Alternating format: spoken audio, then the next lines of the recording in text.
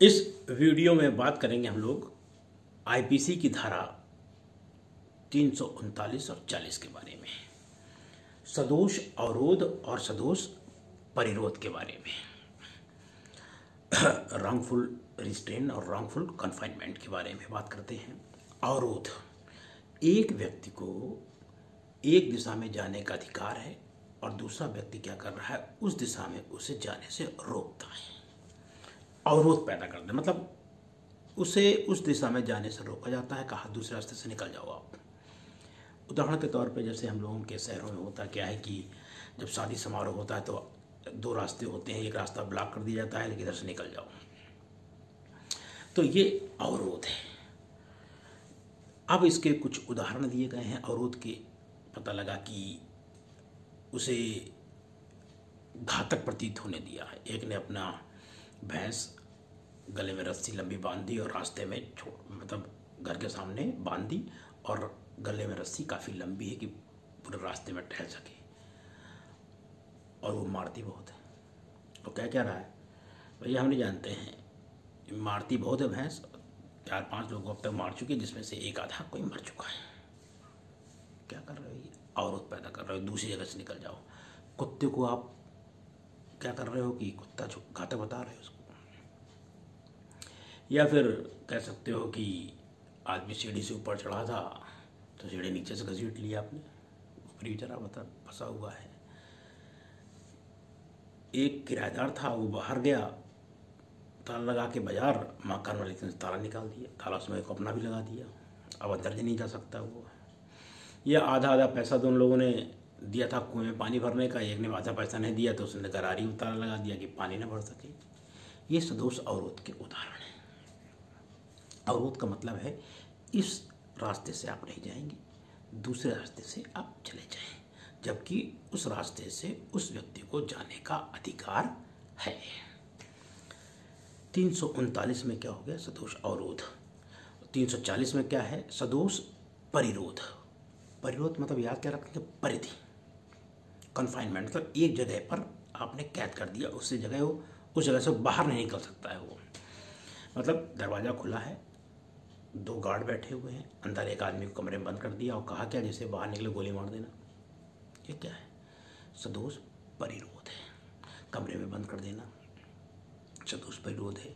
एक आदमी, एक बड़ा अच्छा दृष्टांत है उदाहरण टाइप में। इलाहाबाद से एक आदमी कानपुर आ रहा होता है, प्रयागराज से कानपुर आ रहा होता है, बाई कार, उसकी एम्बेसडर कार थी, पुराने समय की बात है।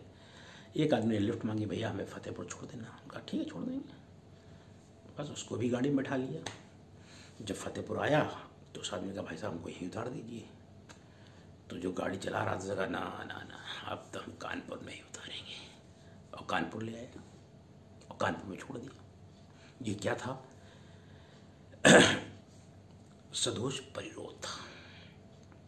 339 में सदोष अवरोध के उदाहरण दिए हैं, 340 में सदोष परिरोध के बारे में दिया है, 341 में सदोष अवरोध के लिए दंड है 1 महीने या 500 रुपये, 342 में सदोष परिरोध परिधि मतलब घेरे में ले लिया कि दंड है 1 साल और 1000 रुपये। फिर 3 दिन के लिए है, फिर 10 दिन के लिए है, परिरोध कर देता है, फिर रेटों के लिए है, फिर गुप्त स्थान पर रखने के लिए है, फिर अवैध कार्य करने के लिए है, और फिर संस्कृत के लिए है, फिर अलग अलग पूरा वर्णन दे रखा है। फिर यहाँ 349 की बात कर लेते हैं। 349 में दिया है बल और 350 में दिया है आपराधिक बल। बल क्या होता है, कोई व्यक्ति एक व्यक्ति दूसरे व्यक्ति को गतिहीनता या ये तो गति प्रदान कर देता है, गतिहीनता और गतिशीलता।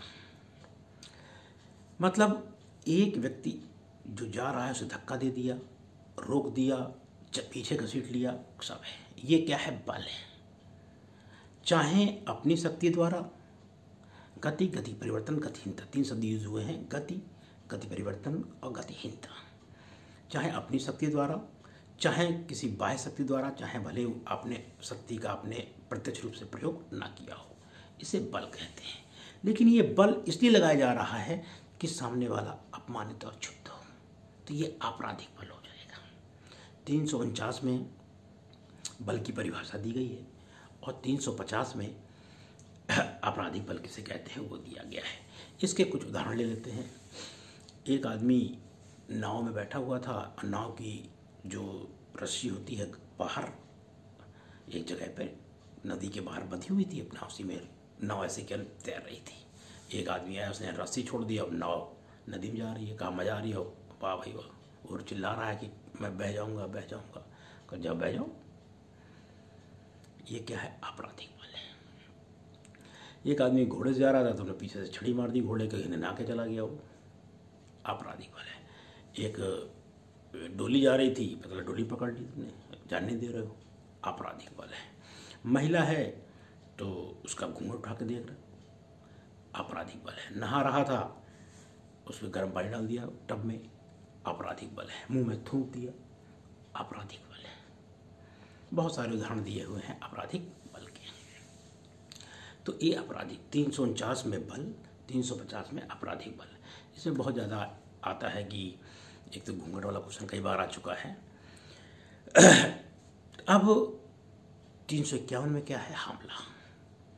हमला क्या है? देखिए 50 आपराधिक बल एक पूर्ण अपराध है, अपराध हो रहा है उसमें, और 351 हमला अपूर्ण अपराध है, अपराध होता नहीं है, मतलब भाव भंगिमा सिर्फ कि दूसरे आदमी को ये लगे कि वो पिटने ही वाला है, मतलब डंडा उठाया, कहेगा डंडा उठाएंगे मारेंगे चार, अभी डर जाए वो, मारा नहीं है, कहा है सिर्फ भाव भंगिमा बनाई है, यह हमला हो जाएगा। 52 में दंड हो जाता है, 3 महीने 500 ऐसे ही होगा, इससे ज़्यादा नहीं होगा। और 53 में लोक सेवक जब काम कर रहा है तब उस पर काम करने से रोकना है। 354 स्त्रियों संबंधित अपराध है, बड़ा इंपॉर्टेंट है। 354 ए में ध्यान रखिएगा, 354 ए का 1, 2, 3 में तो सजा 3 साल है। 354 ए का 1, 2, 3 और लास्ट में 4 पॉइंट है, उसमें 1 साल की सजा है। जरा हम देख लेते हैं और उसके बारे में हम आपको भी थोड़ा सा क्लियर कर दें। 354 में क्या लैंगिक अपराध से संबंधित है। लैंगिक अपराध में क्या है कि प्रस्ताव देना, लैंगिक संपर्क के लिए मांग करना या असली साहित्य दिखाना। 354 एक का 1 के 1, 2, 3 पॉइंट में सजा 3 साल है और चौथे में कमेंटबाजी है, 1 साल की सजा है उसमें। विवश करने के आशय से, सार्वजनिक स्थान पर विवश करने के आशय से हमला, 3 साल से कम नहीं होगी, 7 साल हो सकेगी।